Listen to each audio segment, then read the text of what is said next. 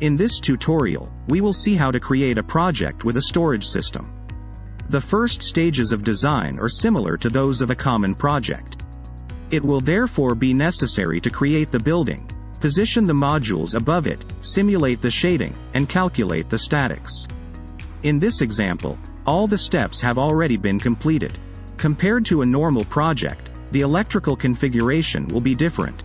Click on the inverter icon and select the field that interests us. Let's now set the filters, in order to obtain a configuration that also supports the installation of a storage system. For direct current storage systems, it is necessary to select a hybrid inverter. Let's activate the Enable Battery button. In this way, the inverter catalogs will be filtered, and the system will show us only hybrid inverters, compatible with a direct current storage system. Then let's refine the other filters as well.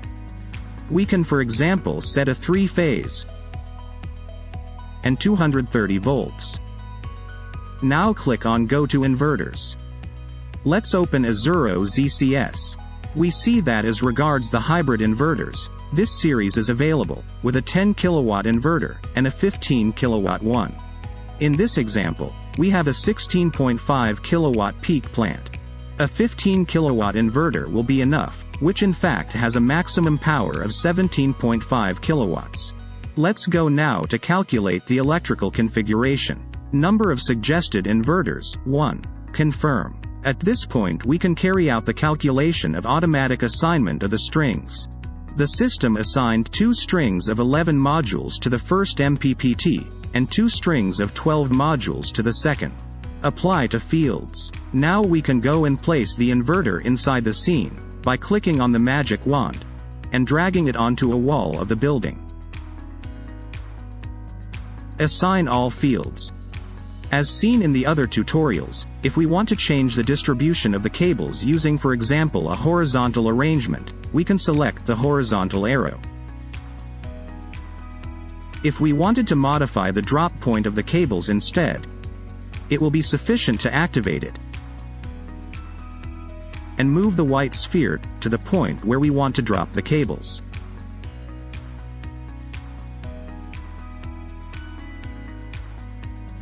Once we are satisfied with the configuration created, we can save the configuration. Let's remember to save the project often. At this point we can access the summary part, from which we will complete the section relating to the storage. By exporting the documentation, we find the various attached documents. By ticking the box of self-consumption and financing, we can access the section of the calculation of consumption, and that of the repayment plan. Here we have to define the consumption of the building. For example, let's enter an annual consumption divided into ranges. We hypothesize consumption data, and check the various appliances in use, to define daily habits. In this way we try to obtain a load profile that is as precise as possible. Here, we can go and define the accumulation.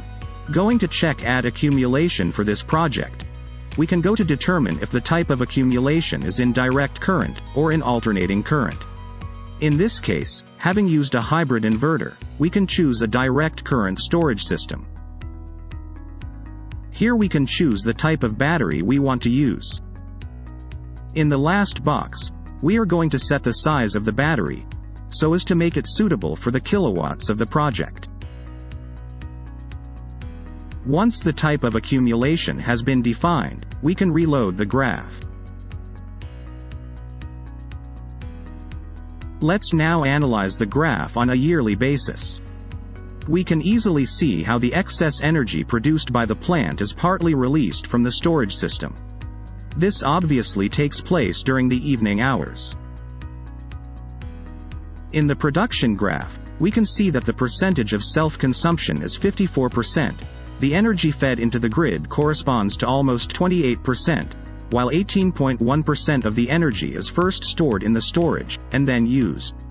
If we view the chart for individual months, we can see that in January, for example, we will never have a production overage. While in July, on the other hand, we see that the plant produces more than the real needs are, and in this excess space, the storage system works. and releases energy during the night. A very important step is the sizing of the batteries that we have previously carried out. We can consider changing the power of the storage system. Let's try to double it. If before we used a 14.4 kilowatt system, now we will use a 28.8 kilowatt system. Reload the graph. In this case, having a larger accumulation, we are able to store much more energy during the months in which this is in excess. As a result, we reach 25% of accumulated current, with the consequent decrease in the energy we feed into the grid, which drops to 21.3%. Let's now move on to the last tab, the one where we are going to define the return plan. In the first box, relating to costs, we are going to enter the cost of the system, in euros per kilowatt peak. We take into account that, in this data, we have to also include the cost of the battery. Let's assume 2,000 euros per kilowatt, considering the presence of a storage system. Then we go to insert the cost of annual maintenance. Here, it is important to declare the cost of the battery, as these have a fairly high annual percentage decline, and it is assumed that they are replaced on average once every 10 years. As the cost of the battery, let's assume 6,000 euros. The decay of the battery is around 5% per year. In this way, after 10 years the battery will have a yield of 50%, and will therefore have to be replaced. We are now going to indicate the type of grant to which we have access. We can hypothesize 50% to be recovered in 10 years. Let's define the purchase price of energy, 0.2 euros, the selling price of electricity, 0.06, incentive rate 0, and calculate the repayment plan. We can see how the gain develops over the 20 years, going positive after 7/8 of a year.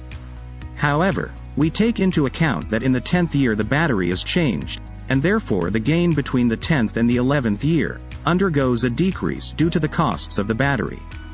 The profit then resumes, and continues to grow until the 20 years of analysis, going to total revenue of 27,600 euros, over the course of 20 years. If we change the type of grant to which we have access, the repayment plan will obviously change as well.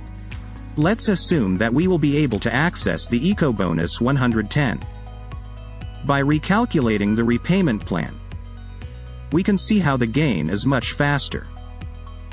In the 10th year we still have a slight decrease due to the replacement of the battery. But at the end of the 20 years of analysis, the total revenues will be equal to 47,480 euros.